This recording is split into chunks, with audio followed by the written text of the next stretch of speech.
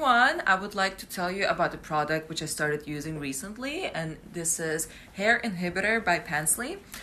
Because I am blonde and my hair is really thin, I cannot really use laser to remove the hair in my legs, and I can't with the shaver. The hair comes out thick and it grows out really fast. And the solution that I have found is to use Pansly hair inhibitor. So the way to use it is you apply it to the skin, you remove the hair with a shaver, and after a while, you need to give it time though. After a while, the hair that grows out, it's really thin and it breaks really easily, and it slows down the growth of the hair over time.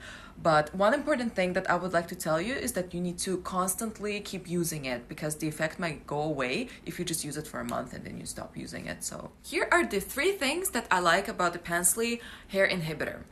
First thing is that during summer you want to look beautiful and you usually wear shorts, you wear tops, and it really helps you to save time, because when you shave using Pansly hair inhibitor, your hair doesn't grow out that fast and you can walk around with really smooth legs, which is the second feature that I like about Pansly hair inhibitor, is the fact that when you apply it to the skin, your skin becomes smooth, and as you know that during cold weather and during winter, your skin can be really dry.